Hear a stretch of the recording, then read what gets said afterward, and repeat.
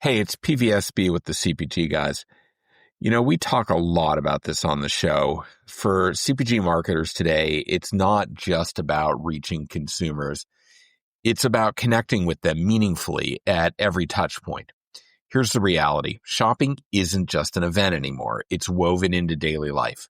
And with consumers spending over 90 minutes streaming content daily, entertainment has become central to the shopping journey. Amazon Ads unifies commerce, entertainment, and open internet to reach 86% of U.S. households, turning trillions of consumer signals into powerful results, both on and beyond Amazon. So visit advertising.amazon.com to learn more.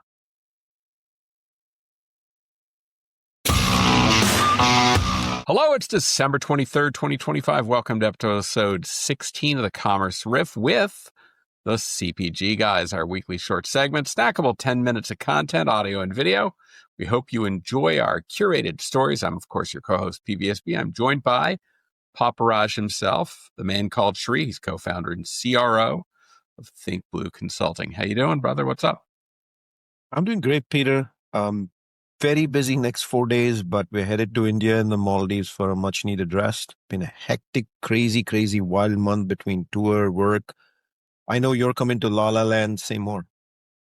Well, I've got some very, very important business appointments with a certain couple of rodents, Mickey and Minnie, and maybe a little time down on the beach in La Jolla. So, are you doing any of the character meals? A little Harry Potter event at Universal the day after we arrive. But I'm looking forward to seeing you in Las Vegas for CES. That's when all the madness starts. Shri, enjoy your vacation. You're going to need it because we have got a crackerjack first quarter, I'll tell you. All right. Another banner year for the CPG Guys. Shri, I don't know if you know this. We delivered over 5,000 minutes of CPG insights across 115 episodes. Our most downloaded episode, of course, Diana Marshall from Sam's Club, recorded live at CES in 2025. About a year ago, Peter, that was exactly when we recorded it. I still remember going to the fires in LA. The fires in LA, Shri. That I don't want to reminder. I know. All right, so let's talk about The Honest Company. Once the poster child for direct-to-consumer disruption with founder Jessica Alba at the helm. Oh, I miss her in Fantastic Four. She was awesome. Here's the big news, Shri. The company is actually pulling the plug on direct sales through its website on December 28th. And shuttering its mobile app. This is crazy. They announced this via email to customers on Tuesday. Anything ordered after November 24th is final sale, no returns, but they're not going away. The Honest Company will focus exclusively on retail partners, Walmart, Target, Amazon, Kroger, and H-E-B. Their website will transition into a brand information hub. Think of product locator, advice, and inspiration rather than actual commerce. The company framed it as positive insofar as they said, quote, these updates were made with you, our loyal, honest family at heart. It will allow us to focus on what matters most, developing and designing products that meet our rigorous, honest standards, unquote. Wow. This is part of their, quote, Transformation 2.0 Powering Honest Growth, unquote, plan launched this fall. They're exiting website fulfillment, killing the apparel line, and closing all Canadian operations in my home and native land, both brick and mortar and online. The goal? Cut selling, general, and administrative expenses, streamline supply chain, and boost profitability. CEO Carla Vernon called it a comprehensive two-part program that drives greater focus on our most strategic and profitable categories by exiting certain lower margin non-strategic categories and channels while also optimizing our cost structure. How do I translate that, Shri? They're trimming the fat to focus on what actually makes money. Since going public in 2021, The Honest Company has aggressively expanded its retail footprint. In 2022, they launched on Walmart.com and in stores. That same year, they deepened their Ulta Beauty relationship with an exclusive skincare line across Ulta's physical location. So here's what we really need to think about, Shri. Is D2C becoming the Achilles heel for startup brands when once it was the operation of choice? It's how you got into the business. What's going on here? Over to you. Pretty crazy, Peter. because I know that the Honest Company has been using so many business cases as from a consumer relationship standpoint, and loyalty was due to DTC. I got a lot here for us on PepsiCo, some major executive org shuffles, changes, etc. Straight from their website, PepsiCo is pleased to announce a series of org changes designed to advance their growth strategy and support their commitment to being a best in class. And I think the key word here is globally admired company. Over the past year, they say we have unified our North America businesses, continued investments in advanced technology that includes AI, strengthened our brands, modernized our manufacturing, enhanced our warehouse and distribution capabilities. These efforts have made us into a more agile and future-ready org. Today, we're announcing a series of org changes that mark our next step. So buckle yourself. Stephen Williams, who served as CEO of PepsiCo North America for the past year, has been appointed EVP and Vice Chairman of the company and Global Chief Commercial Officer in Corporate Affairs, effective 28 December. That's in a week.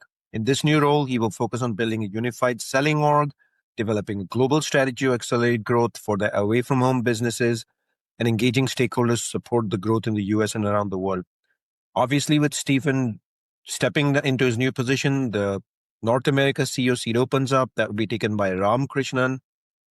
Once did a camping trip with him back in the 2012s, if I remember correctly. Our daughters went to school together back in the days, the older daughter, Ria.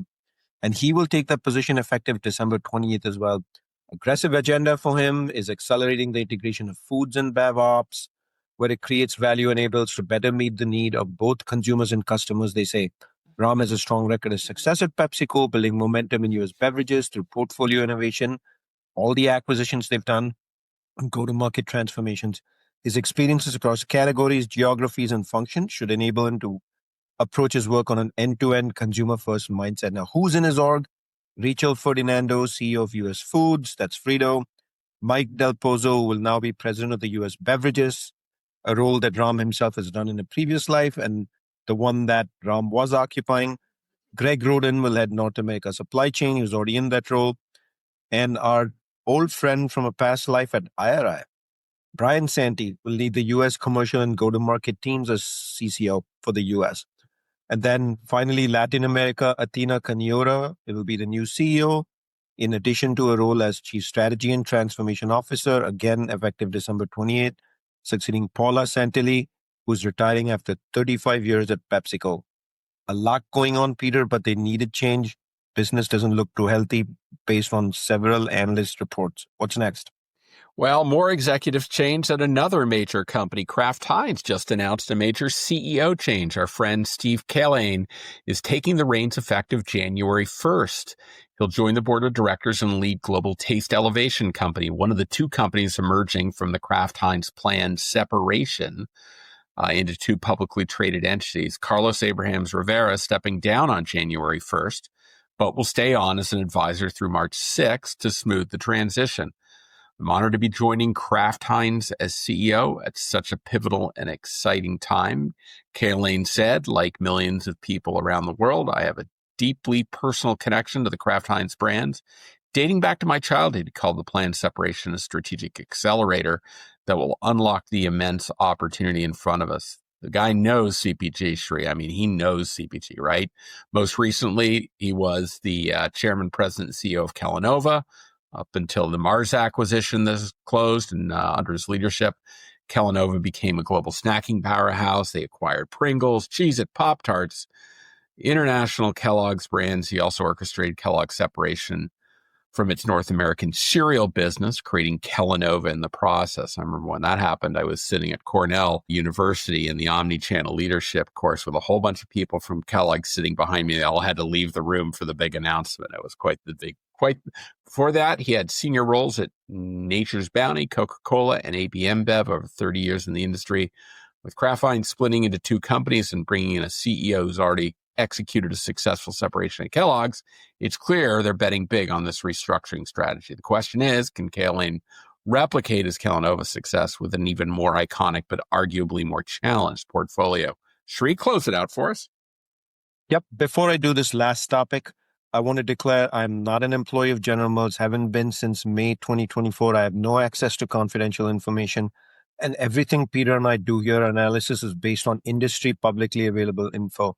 So it appears with the latest earnings announcement from a week ago, The North America leadership team, which has been in place for 2 years, really hasn't been able to make a dent in volume.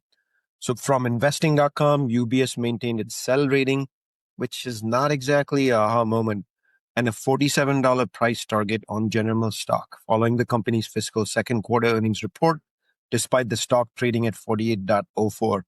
General Mills shares rose 3% after reporting better than expected results, with organic sales, gross margin, operating profit margin all exceeding forecast.